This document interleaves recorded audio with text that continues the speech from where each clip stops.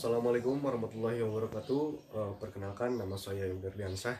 Saya dari kelas 2D Pendidikan Jasmani dengan NPM 192191137. Pada kesempatan kali ini saya akan mencoba memaparkan materi dari mata kuliah teori belajar mengajar motorik ya, mengenai proses dan kondisi belajar gerak. Baik, yang pertama ini yang saya akan coba paparkan itu ada proses belajar gerak ya, dimana proses belajar gerak ini itu dapat didefinisikan dari belajar gerak ya. Belajar gerak ini adalah suatu proses.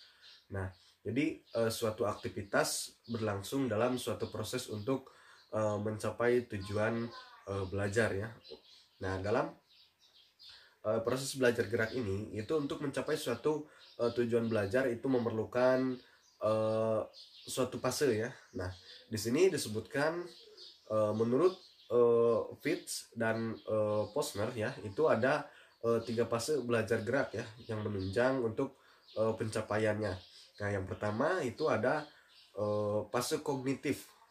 Nah, di sini fase kognitif ini merupakan tahap awal dalam belajar gerak, keterampilan ya. Di sini berusaha untuk memahami bentuk gerakan yang dipelajarinya itu, kemudian mencoba untuk melakukan berulang-ulang. Nah, pada fase ini itu aktivitas kognitif atau aktivitas berpikir ya masih menonjol karena harus berusaha memahami bagaimana berpikir gerakan dan bagaimana harus melakukannya itu sendiri ya. Nah, pada saat pelajar atau misalnya peserta didik itu mencoba berulang-ulang melakukan gerakan, nah lalu gerakannya itu masih sangat dipengaruhi oleh pikirannya, jadi masih terpaku dalam apa yang dia pikirkan seperti itu.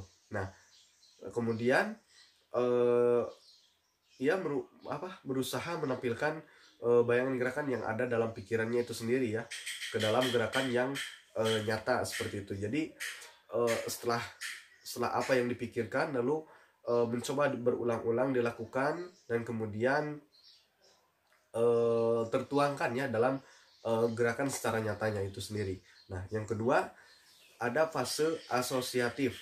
Nah, dalam fase asosiatif ini itu merupakan fase kedua dari dalam tahap belajar ya, dalam tahap belajar gerak maksudnya.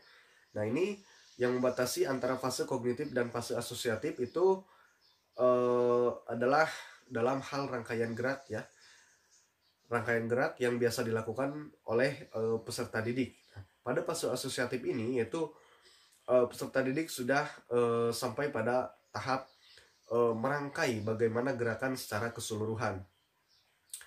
Yang tadinya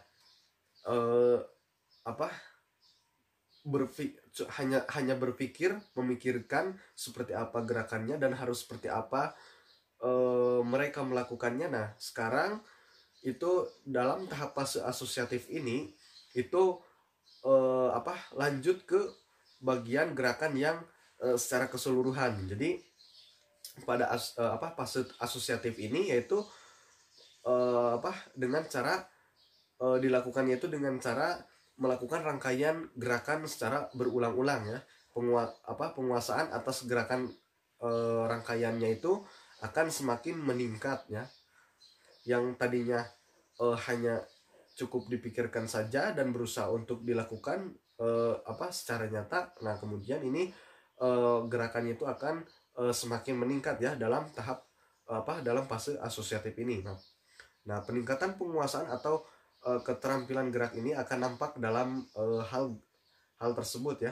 Nah, di sini gerakan semakin lancar ya dalam tahap asosiatif ini akan terlihat gerakan itu semakin lancar, makin sesuai dengan kemauan atau makin sesuai dengan bayangan gerakan yang ingin dilakukan oleh peserta didik itu sendiri ya, atau seorang anak.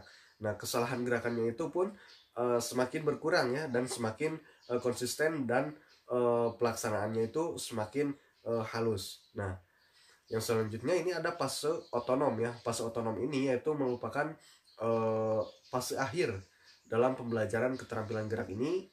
Nah, pada fase ini itu pencapaian tingkat penguasaannya itu lebih tinggi ya.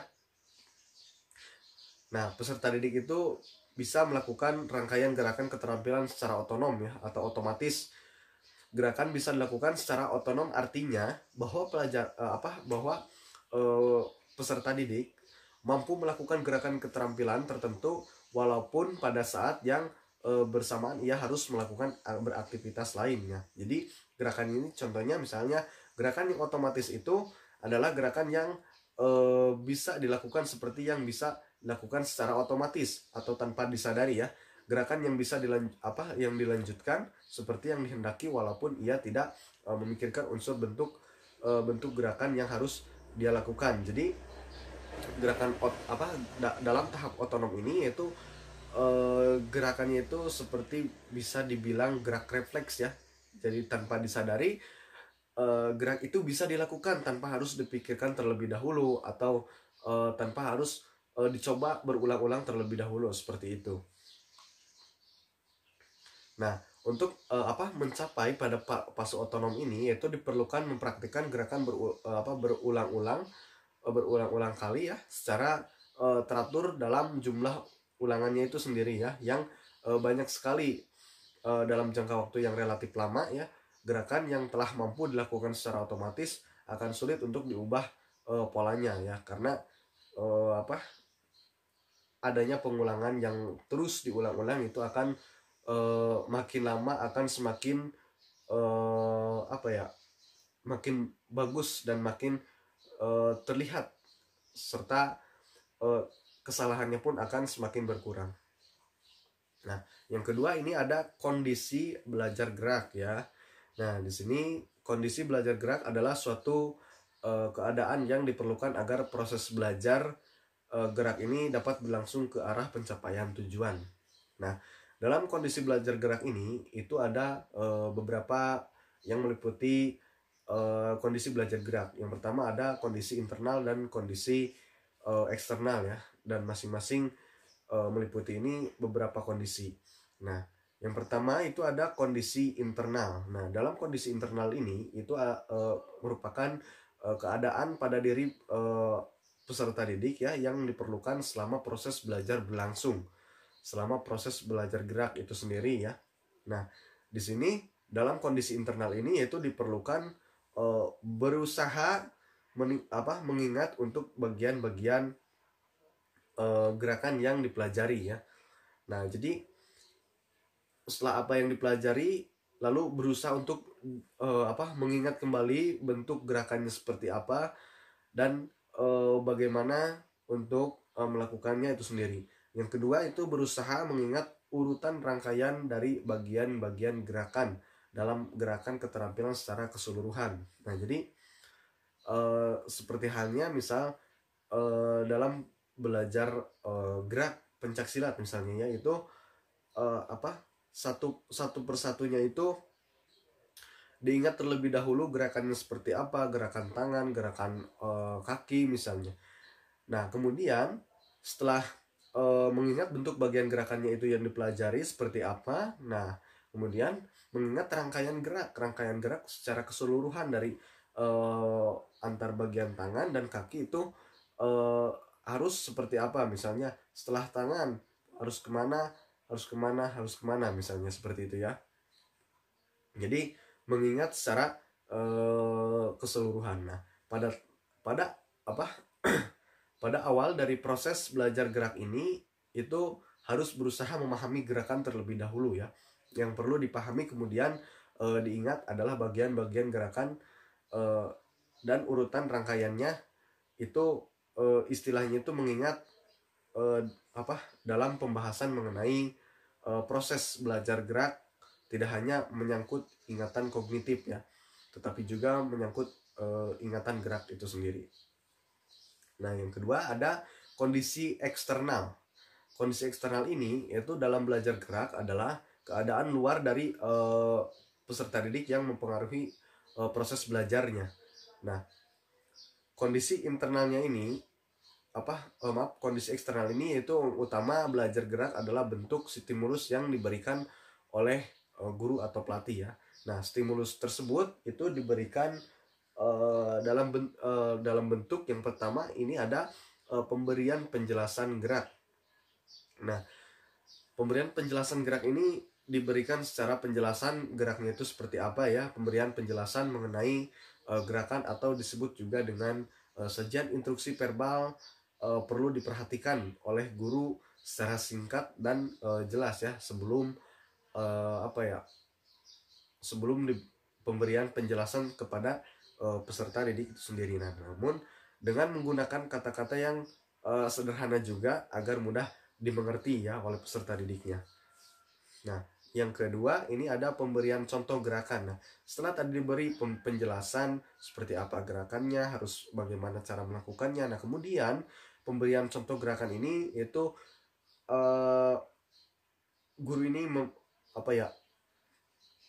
mencontohkan seperti apa gerakannya ya. Jadi di sini disebutkan dalam pemberian contoh ini rangkaian pemberian contoh gerakan rangkaian dari pemberian penjelasan gerakan tadi ya, yang tadi telah dijelaskan ya. Pemberian contoh gerakan akan memberikan gambaran yang nyata dan jelas mengenai apa dan bagaimana gerakan harus dilakukan. Nah, seperti itu ya. Pada awal mempraktikkan gerakan yang baru, peserta didik kadang mengalami kesulitan. Tetapi dengan mempraktikkan berulang-ulang, kesulitan akan berkurang dan penguasaan gerakan semakin meningkat. Nah, jadi pemberian contoh ini sangat memfasilitasi ya kalau dalam sarana itu. Jadi pemberian contoh gerakan ini sangat menunjang bagi peserta didik, karena di sini juga tadi disebutkan tetapi dengan Nah, dengan mempraktekannya itu berulang-ulang setelah memberikan contoh gerakan itu penguasaan geraknya itu akan semakin meningkat ya, dan kesalahannya pun akan semakin berkurang. Nah, meningkatnya penguasaan gerak ini keterampilan bisa ditandai berdasarkan indikator tertentu ya. Nah, di sini disebutkan ada prinsip pengetahuan giliran, gerakan semakin terkontrol sesuai dengan kemauannya, kesalahannya itu gerakan makin berkurang, penampilan terbaiknya itu bisa dicapai semakin konsisten. Nah, baik. Mungkin cukup sekian ya yang dapat saya sampaikan. Mohon maaf atas segala kekurangannya. Wabillahi taufiq wal hidayah. Wassalamualaikum warahmatullahi wabarakatuh.